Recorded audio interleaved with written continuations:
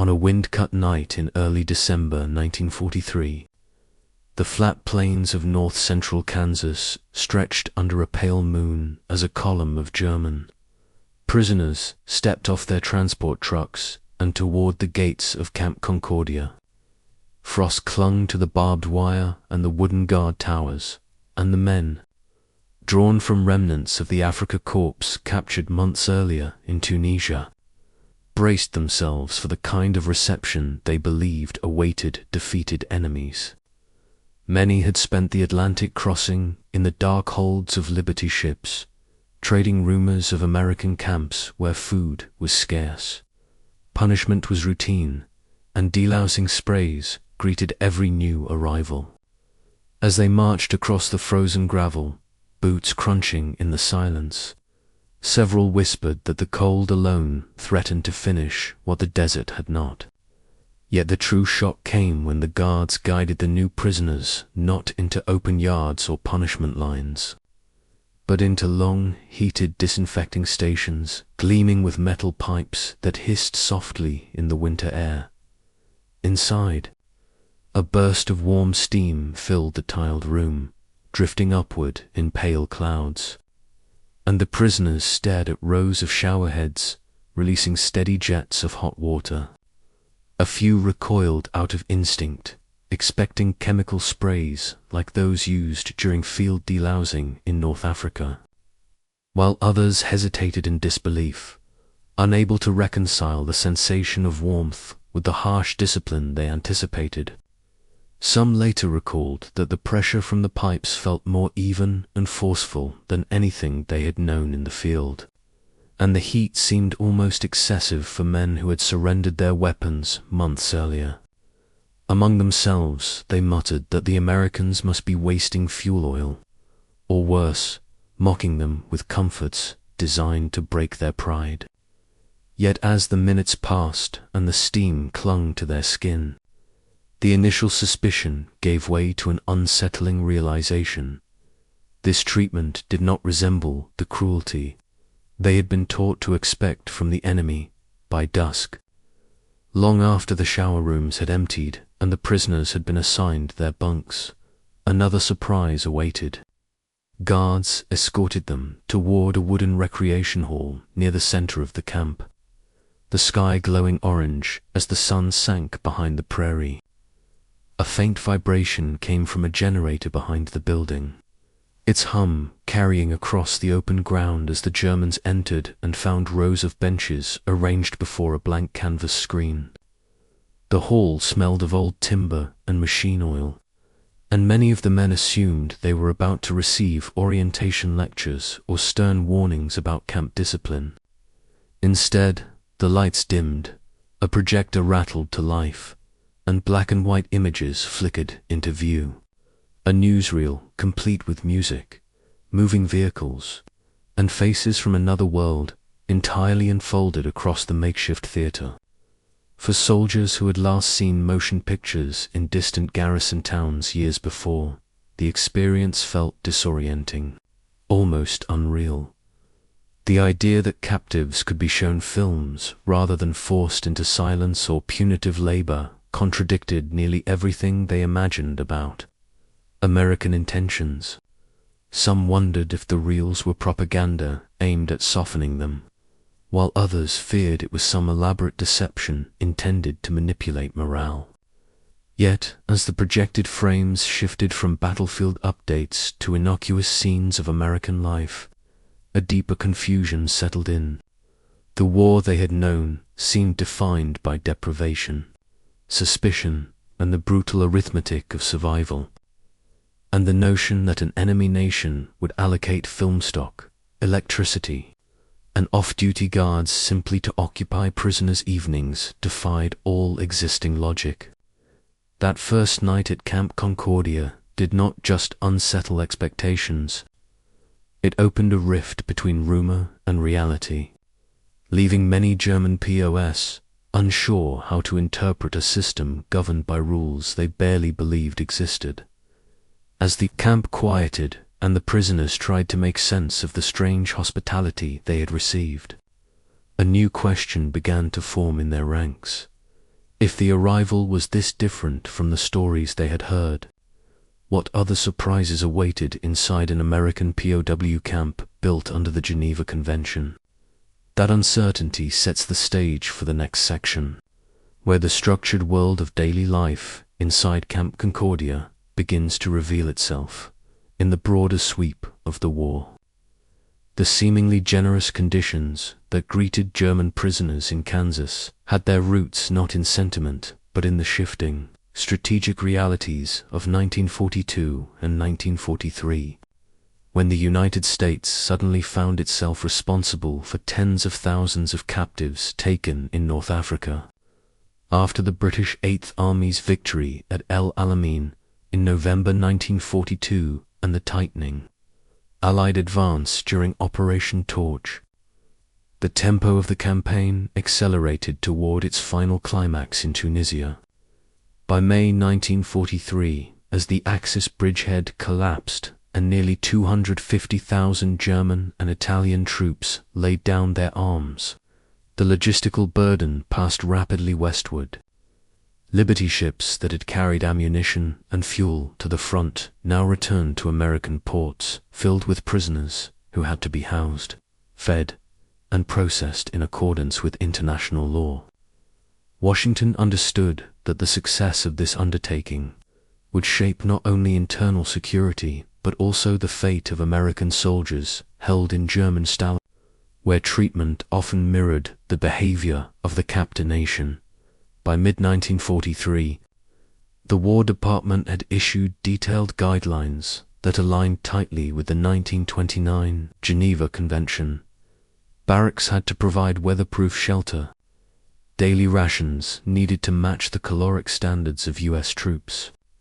Medical stations required trained personnel, and work assignments had to avoid anything directly tied to the war effort. These rules were enforced not for benevolence, but for strategic reciprocity, as policymakers feared that any deviation could provoke retaliation against Americans behind German lines. Too many German prisoners, accustomed to the harsh disciplinary ethos of the Wehrmacht, the idea that their captors would adhere to such regulations seemed implausible, even naive. Years of propaganda had ingrained a belief that enemy nations would treat them with contempt, and the early rumors filtering through supply lines in Tunisia spoke of punishment camps and forced labor far from Europe. The American approach, however, was calculated rather than improvisational. Camps were deliberately situated across interior states Texas, Nebraska, Oklahoma, Kansas, and as far north as Michigan, where rail access, agricultural demand, and abundant land made large compounds feasible. This geographic dispersion helped prevent concentrated unrest and allowed thousands of POWs to be integrated into controlled labor programs that supported U.S. farms. An industry is suffering from wartime manpower shortages. Officers of the Africa Corps, many of whom prided themselves on professional discipline, found themselves increasingly perplexed as reports from different camps revealed a consistent pattern: standardized rations, regulated work schedules, medical inspections, and even structured recreation. What the prisoners encountered in places like Camp Concordia was not an anomaly, but the predictable product of a nationwide system engineered for stability, compliance, and intelligence gathering, understanding the policy decisions and logistical calculations behind this system lays the groundwork for exploring the physical architecture of the camps themselves. The next step in grasping how the American program functioned on the ground each day. By the summer of 1943, as the flow of North African prisoners surged across the Atlantic, the United States had refined a technical blueprint for POW camps that reflected both military efficiency and industrial abundance. Most major compounds followed a standardized grid design, long wooden barracks organized in neat rows, each holding roughly 40 to 60 men with insulated walls, coal heaters, and windows aligned to maximize airflow in the warmer months. Mess halls stood at the center of each compound, built around industrial field stoves and steam-jacketed kettles capable of feeding thousands in orderly rotations. Medical wards, staffed primarily by army medics and sometimes supplemented by captured German doctors working under supervision, offered a level of cleanliness and equipment that astonished many prisoners who arrived expecting improvised huts or primitive infirmaries. The entire sanitation system, from latrine construction to drainage networks, was modeled closely on American training bases, emphasizing hygiene and disease prevention in a population large enough to destabilize whole regions if outbreaks occurred. Integral to this infrastructure were the coal-fired boiler plants that kept water flowing through insulated pipes to shower blocks placed at the edge of each housing area. These plants consumed steady tons of coal brought in by rail, feeding burners that heated tanks large enough to provide reliable warm water even in midwinter. For veterans of the Afrika Korps who had spent months rationing canteens in the deserts of Tunisia, the idea that prisoners could access hot showers on a schedule felt almost surreal. Nearby stood the camp theaters, simple timber halls equipped with Army-issue 35mm projectors, often simplex or Bell and Powell, models run by enlisted projectionists who screened new training films and occasionally feature pictures donated by the War Department. Though spare in decoration, these spaces formed part of a carefully regulated recreation system that also included athletic fields, woodworking workshops, and classrooms offering lessons in English, mathematics, agriculture, and trades, all grounded in Geneva Convention rules regarding prisoner education and exercise. Yet despite this internal structure, the camps remained unmistakably military environments. Guard towers rose at fixed intervals along the perimeter fence lines, each fitted with searchlights and manned by rifle-armed sentries. Double rows of barbed wire enclosed the compounds, with a clearly marked warning line that prisoners were forbidden to cross. This balanced strict security wrapped around unexpectedly robust amenities left many newly arrived Germans searching for an explanation. To them, the scale and uniformity of these installations suggested not indulgence but a nation capable of projecting industrial might across thousands of miles, even for enemy captives. That first impression set the stage for the earliest mass arrivals from North Africa, whose stories reveal how this system shaped their expectations. From the moment they stepped onto American soil, the first major tide of German prisoners reaching American soil began in the weeks immediately following the surrender. In Tunisia, in May 1943, when Allied commanders initiated a massive relocation effort to clear North African staging grounds and reduce strain on British facilities in the Mediterranean, from the ports of Oran and Bezeti, columns of prisoners, many drawn from the once proud Afrika Korps, were marched under guard toward waiting Liberty ships, where the holds had been converted into temporary compartments. The voyage across the Atlantic tested the endurance of men already weakened by months of encirclement, dwindling rations, and the final battles around Enfidaville. Cramped decks, humid air, and strict escort protocols ensured security but offered little comfort. Yet as the ships neared American harbors such as Norfolk, Virginia, and Boston, Massachusetts, the mood shifted from apprehension to wary curiosity. For the prisoners were about to enter a camp system that few could imagine from the dust-choked desperation of the Tunisian front. Upon disembarkation, the first processing stations often shattered expectations.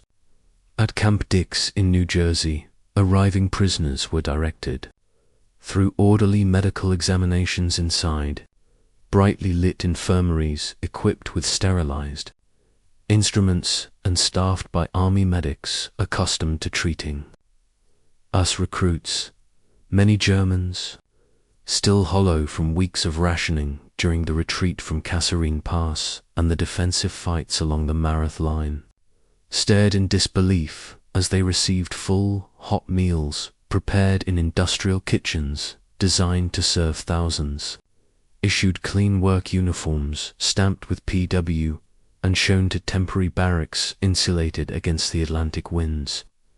They found the conditions disorientingly structured. Some later recounted that the food and sanitation alone exceeded what they had known in the final months under Rommel, when shortages of fuel and water had become a daily crisis.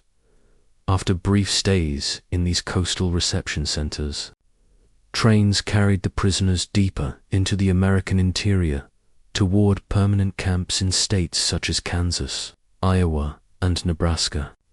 The transition revealed even more unexpected features: heated barracks arranged in precise grids, organized labor details governed by Geneva set wage tables, and recreation periods outlined with military clarity.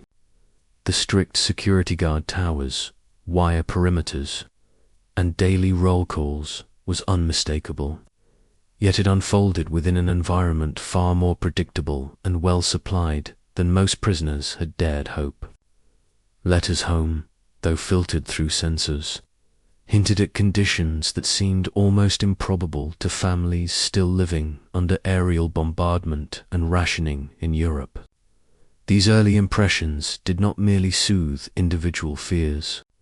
They formed the first coherent reports that German intelligence analysts would eventually study, becoming the foundation for understanding how their soldiers were being held across the ocean.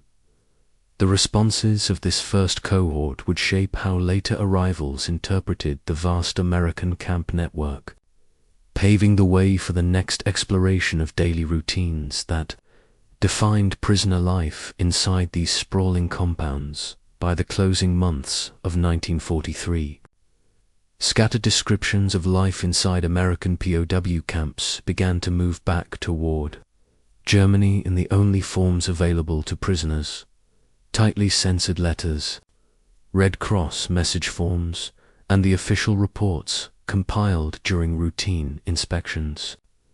These fragments were inconsistent, often vague, and stripped of any military detail. Yet they shared a common thread that troubled analysts in Berlin. Again and again, references appeared to hot showers, regular medical inspections, and meals that met or exceeded wartime rations inside the Reich, for intelligence officers accustomed to seeing captivity as a grim fate that would harden resolve rather than soften it. The accounts did not match the expected narratives of deprivation. Abwehr analysts initially treated them with skepticism, suspecting inflated optimism from prisoners who wished to reassure families or subtle manipulation allowed through Allied censorship.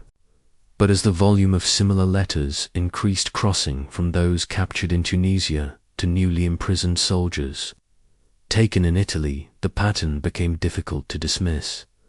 By early 1944, internal memos circulated within the Wehrmacht Prisoner Affairs Office, expressing unease about the psychological implications of these reports. German propaganda agencies attempted to counter the narrative, insisting that American descriptions were fabrications meant to lure troops into surrender. Yet field commanders, especially along the grueling Italian front, began noting isolated incidents in which weary soldiers discussed the possibility of capture with a frankness that would have been unthinkable a year earlier. The pressures of Allied strategic bombing and shortages at home had already strained morale, and the idea, whether accurate or not, that captivity in the United States offered predictable shelter and adequate food, introduced an unwelcome variable into the High Command's calculations. Officers warned that even a small shift in perception could erode the fierce endurance that German strategy assumed would hold the line under overwhelming force, complicating matters further were the Red Cross inspection reports arriving in Berlin. These documents, compiled by neutral observers, confirmed many of the claims that German authorities had preferred to dismiss. Barracks that met international standards, medical care overseen by U.S. Army personnel, recreational programs, and work assignments regulated under the Geneva Convention. While the reports did not portray the camps as luxurious, security was strict and discipline firm, they offered verification that American compliance with international law was consistent and, in some areas, notably rigorous. This acknowledgement created a diplomatic tension, for it invited comparison with the treatment of Allied prisoners inside German territory, where overcrowding, forced marches, and resource shortages had become increasingly common. The evolving analysis within German intelligence circles thus reflected not only concern for the morale of frontline units, but also recognition that the Allied approach to POW management carried strategic implications of its own.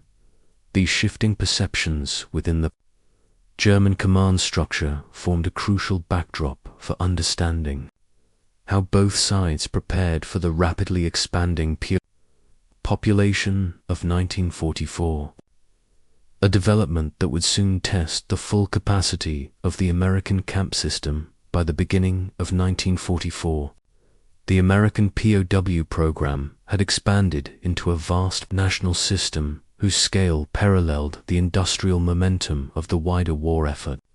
More than 500 main and branch camps stretched across the country, each tied into a supply chain designed with the same precision that fed aircraft factories and shipyards. Construction battalions using standardized army blueprints erected new compounds at remarkable speed, assembling barracks from prefabricated wall and roof sections manufactured in Illinois, Pennsylvania, and Ohio, and shipped by rail to remote towns in Texas, Kansas, Iowa, and the Dakotas. These materials arrived in boxcars that also carried lumber, steel stanchions, pot-bellied stoves, and rolls of barbed wire, allowing entire subcamps to rise in a matter of weeks. The scale of this expansion ensured that the American interior, hundreds of miles from any front, became the administrative heart of one of the world's largest POW networks.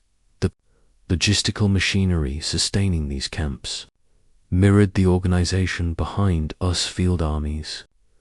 Food distribution followed quartermaster corps routes that tapped into regional agricultural hubs, moving flour, canned vegetables, meat, and dairy to meet the daily caloric standards mandated by the Geneva Convention. Medical supplies passed through depot systems linked to major military hospitals in Chicago, Denver, and San Antonio, allowing camp infirmaries to stock sulfur drugs, bandages, dental equipment, and basic surgical instruments. Even seemingly minor items, work uniforms marked PW blankets, textbooks for camp classrooms, and recreational equipment were produced in bulk and routed through centralized channels. Film reels circulated from the Army Special Services Division, rotating among theaters in Texas, Nebraska, and Minnesota, so that thousands of prisoners might watch the same newsreel within the same month. For many German POWs, encountering this logistical abundance was a revelation. Letters and testimonies from 1944 often describe an uneasy recognition that the United States possessed the industrial reach not only to supply its global armies, but also to maintain humane conditions for enemy captives at scale. In contrast to the fuel shortages, rationing, and collapsing transport network inside the Reich, the American system seemed almost inexhaustible. This disparity impressed itself on the prisoners' daily routines, particularly as they entered regulated work programs that integrated them into local agricultural and industrial jobs, where communities depended on their labor to replace workers drafted into the military. The smooth operation of this network became the framework for all later experiences, setting the stage for the daily routines and cultural shocks that awaited new arrivals as they settled into the rhythm of camp life. By the middle of 1944, the American POW network faced its greatest test as the Allied advance across France produced a sudden and overwhelming influx of German captives. After the breakout from Normandy in July and the encirclement that followed, thousands of soldiers, many from the 2nd SS Panzer Division, Panzerlehr Division, and Wehrmacht infantry regiments, caught in the tightening jaws of the Falaise pocket were herded into temporary barbed wire enclosures across southern England. These transit cages, exposed to wind and rain, offered little more than basic rations and medical triage, leaving the men exhausted, disoriented, and still reeling from days spent under relentless Allied air attacks. When word spread that they would be sent across the Atlantic, many believed that harsher conditions awaited them, imagining punishment camps or forced labor sites far removed from the European theater. Their arrival in the United States overturned those expectations almost immediately. Intake centers on the East Coast processed the new prisoners with a level of organization that contrasted sharply with the chaos of their capture. Medical officers examined wounds sustained during the retreat from Cannes and the desperate fighting along the Argenton-Falaise corridor, delousing stations equipped with warm water rather than the cold. Stinging sprays the men anticipated left many prisoners silently bewildered. Torn field grey uniforms were replaced with clean work, clothes marked PW, a practical measure that nonetheless felt paradoxical to men who had just left behind destroyed units, abandoned vehicles, and scorched villages in France. When these prisoners were moved to permanent camps throughout the Midwest and South, the sense of disbelief only deepened. At Camp Shelby in Mississippi, men arriving from the ruins of Normandy were taken aback to see a group of fellow POWs rehearsing, with an orchestra of violins, accordions, and clarinets assembled from earlier arrivals who had reorganized their pre-war musical skills.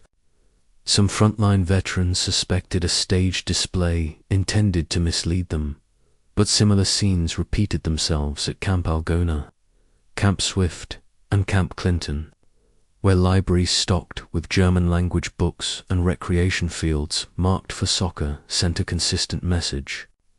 These were not isolated anomalies, but part of a system operating with the same regularity described by Afrika Korps veterans a year earlier, as more prisoners discovered identical conditions across geographically distant camp swarm showers. Structured work programs and recreation overseen by guards who enforced rules without arbitrary cruelty. Their cumulative experiences formed a second wave of confirmation. What had once sounded like exaggerated tales from North Africa now appeared as an established pattern. This growing recognition among newly arrived POWs would lay the groundwork for deeper psychological reactions, shaping how they interpreted not only American captivity but the nature of the enemy they had been taught to fear. By the final months of 1944, the psychological terrain inside American POW camps had become as significant as the physical environment that sheltered the prisoners. Many men who had survived the retreat across France or the last stand in Tunisia entered captivity convinced that the United States was a hostile, chaotic nation whose soldiers would treat them with contempt. Yet day after day, the routines behind the wire challenged those assumptions. Hot showers that worked reliably, meals served at fixed hours, medical care delivered without discrimination, and evenings filled with films or music created a rhythm so different from the scarcity and terror of the battlefield that some prisoners struggled to process the contrast. For soldiers who had spent their last weeks under strafing P-47 Thunderbolts or navigating ruined villages, the predictability alone felt surreal. Even simple observations well-maintained barracks, guards who followed procedure rather than impulse, or organized recreation supervised with minimal irritation, quietly eroded long-held images of the Americans as decadent or brutal. This dissonance struck younger conscripts particularly hard. Many had grown up under the tight grip of Nazi indoctrination. They had been taught that the United States was a racially fractured society collapsing under its own corruption. Inside the camps, those claims seemed increasingly out of step with reality. Educational programs offered through the YMCA provided textbooks and classes in languages, agriculture, mathematics, and trades, taught by fellow POTs who had been teachers or engineers before the war. Monitored radios sometimes carried BBC broadcasts, exposing listeners to news framed in terms utterly different from German state media. For some, this access to information produced a slow, private reevaluation of the world beyond the wire, a recognition that their understanding of America had been constructed on false premises. Yet this shift was neither universal nor uncontested.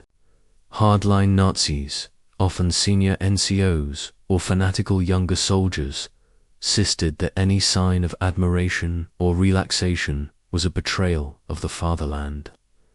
They formed internal discipline groups, sometimes known informally among prisoners as the Greens or the Iron Guards, who enforced ideological purity through intimidation and, on occasion, violence. Men who expressed respect for American systems or who showed interest in democratic ideas risked punishment from their own comrades. This created a volatile emotional climate in which relief from battlefield danger existed alongside fear of fellow prisoners, and intellectual curiosity lived under the shadow of internal policing. American camp administrators, aware of these tensions, tracked attitudes closely, knowing that shifting morale might influence not only camp stability but also broader post-war planning. By the end of 1944, these psychological currents had become inseparable from the prisoners' daily lives, shaping how they interpreted every comfort, restriction, and rumor. This evolving mindset would carry directly into the final phase of the war, influencing how POWs experienced the approaching collapse of the Reich and the continued operations of the American camp system. By 1944, and into the opening months of 1945, the sheer scale of the POW population forced the United States to expand and refine work programs that had existed only modestly a year earlier. Guided closely by Geneva Convention rules, these assignments placed prisoners in roles that supported the American home front without contributing directly to the war effort. Agricultural labor proved the most widespread in Texas, Colorado, Iowa, and Minnesota. Thousands of POWs were transported daily to ranches, canning plants, and sprawling wheat and sugar beet fields that relied on manpower previously provided by workers now serving overseas. Many German prisoners, especially those drawn from cities or bombed out, industrial regions, were struck by the abundance they encountered.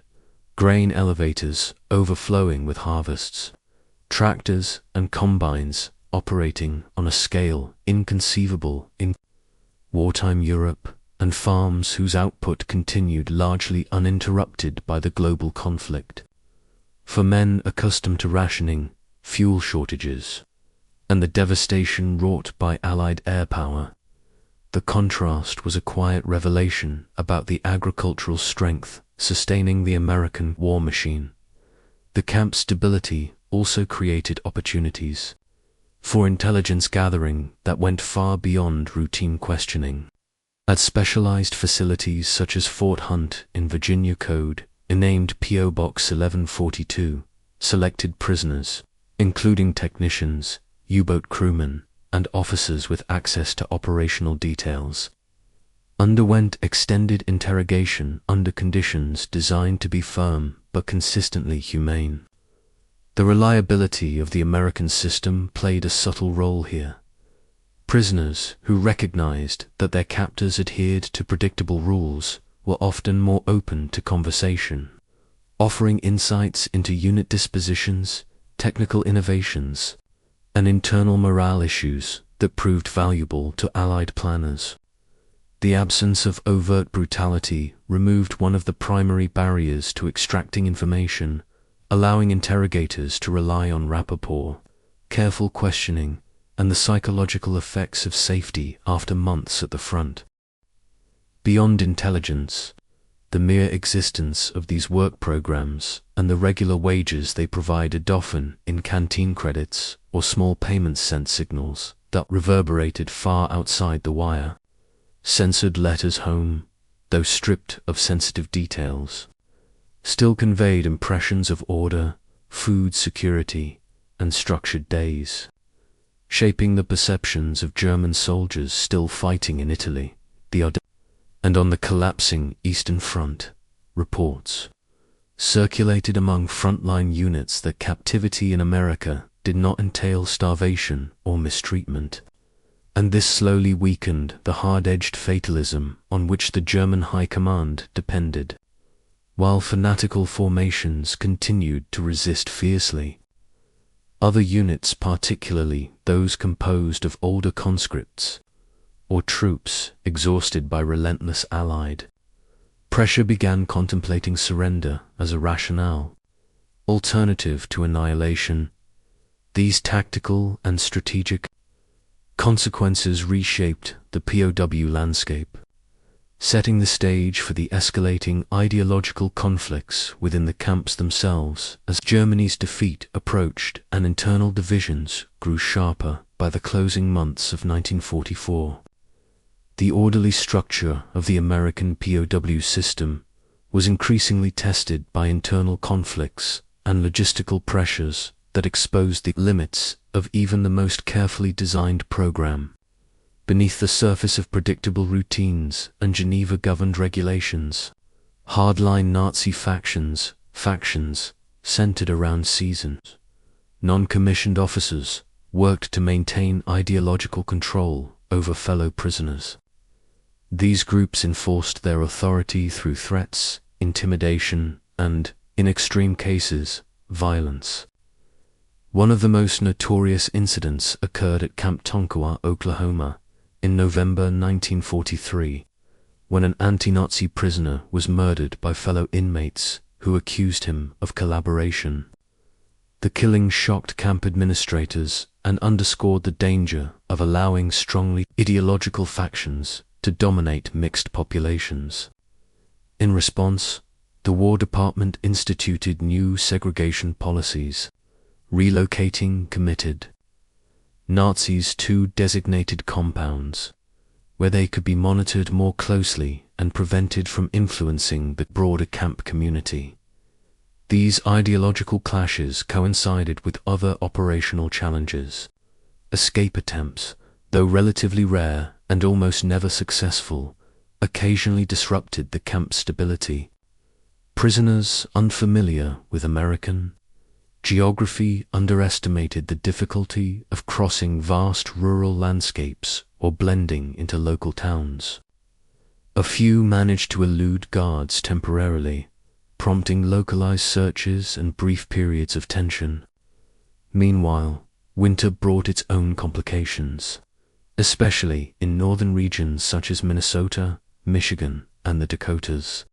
Heating demands surged, and fuel allotments that had been adequate in warmer months suddenly proved insufficient. Administrators were forced to redistribute prisoners, increase coal shipments, and adjust maintenance routines to ensure that barracks remained habitable. These adaptations revealed that the success of the POW system depended not only on infrastructure, but on constant oversight and flexible policy. Increased Red Cross inspections helped verify compliance, while revised guard procedures and expanded training ensured that personnel understood how to manage ideological divisions without escalating conflict. By early 1945, as news of the German army's collapse filtered through the camps, these internal tensions intertwined with shifting global realities. The system now faced a new challenge, preparing for repatriation and assessing how years of captivity and the contrasting experiences within different compounds would shape the attitudes of the men who would soon return to a defeated homeland. This convergence of strain and adaptation marked the threshold of a final transformation, leading directly into the far-reaching post-war consequences that awaited both captors and captives. When Germany capitulated in May 1945, the role of American POW camps shifted almost overnight from wartime detention centers to vast administrative hubs, tasked with returning hundreds of thousands of men to a shattered continent. The transition required a new layer of coordination. Many German prisoners were transferred first to Britain or France, where they completed labor obligations intended to rebuild farms, ports, and transport routes devastated during years of fighting. Only after these commitments were fulfilled did the long journeys back to Germany begin. For some, repatriation unfolded over months. Others waited well into 1946, before boarding trains and trucks that carried them toward cities and villages still marked by bomb craters, burned neighborhoods, and rationed queues. The moment of return often brought a jarring shock. Men who had grown used to structured meals, heated barracks, medical care, and organized routines inside American camps stepped into communities wrestling with food scarcity, housing shortages, and the political disarray of occupation. Many former POWs later wrote that the contrast forced a re-evaluation of their time in the United States, prompting reflections that grew stronger as the immediate turmoil of repatriation settled. Memoirs, letters, and post-war interviews from the late 1940s and early 1950s reveal a recurring pattern. While captivity had been an unwelcome chapter, the humane and methodical conditions in U.S. camps had exposed them to a society very different from the image constructed by wartime propaganda. Access to education, moderated cultural programs, libraries, and even small wages earned through work details had created impressions that endured long after the fences had faded from memory. Some former prisoners credited these experiences with broadening their views on democracy, civil society, and individual rights. Others simply remembered the stability and fairness they encountered in contrast to the chaos awaiting them at home. These recollections circulated widely through veteran associations in the newly forming West Germany, influencing how communities understood the war and how early post-war reconciliation took root. The legacy of American captivity thus extended beyond the war's end, shaping attitudes, conversations, and memories in ways that rippled through families and local histories. As the narrative turns toward its conclusion, these personal legacies guide the story back toward the disorienting first moments of captivity, when hot showers, movie nights, and unexpected routines began to challenge everything the prisoners thought they knew. On a cold December evening in 1943, a line of weary German prisoners filed into a wooden hall at Camp Concordia, still carrying the dust of North Africa and the weight of weeks spent in transit. The dim bulbs overhead cast a soft glow on the canvas screen at the front of the room, while the warmth of recent showers clung faintly to their skinner warmth, so unexpected that many had not yet found the words to explain it. As the projector rattled to life and the first frames of a newsreel flickered across the wall, confusion rippled through the benches. For men conditioned to imagine captivity as punishment, the simple act of watching a film under guard supervision challenged everything they believed about the enemy they had fought across deserts and continents. That night in the lighted hall, filled with steam, surprise, and the uneasy hush of disbelief, became the opening moment in a far larger story that would follow them across the American interior. In the months and years that unfolded, those first impressions proved emblematic of an entire system built around regulation, predictability, and a logistical strength that dwarfed what many prisoners had known in wartime Europe. Camps governed by Geneva rules offered routines that contrasted sharply with the deprivation of Tunisia and the chaos of the retreat through France. Warm water flowed even in winter. Books and classes appeared for those who sought them. Soccer games and orchestras emerged where exhausted soldiers had expected only fences and fear. For some, these experiences did not soften the harshness of defeat, but they did create a space where old assumptions began to crack. Encounters with American guards, work supervisors, and civilian communities revealed a world far removed from the caricatures pushed by wartime propaganda. In the quiet moments behind the wire during a lesson, a work shift, or a movie night, many prisoners found themselves reassessing the nature of the nation now holding them. When repatriation finally came, and former POWs stepped into the ruins of post-war Germany, the memory of that lighted hall lingered. Its warmth stood in stark contrast to the cold rooms, broken streets, and shortages that awaited them at home. Letters, memoirs, and conversations across the late 1940s recalled that first night with a mixture of disorientation and clarity, as if the projector beam cutting through the dark at Concordia had illuminated more than a film. It had revealed possibilities beyond the narrow world they had been taught to defend. In closing, the documentary returns to that moment, not as an anomaly, but as a symbol, a reminder that even in the midst of a global war, defined by destruction, small acts of order and humanity could echo for years, shaping memories, perspectives, and the fragile beginnings of reconciliation long after the fighting ended.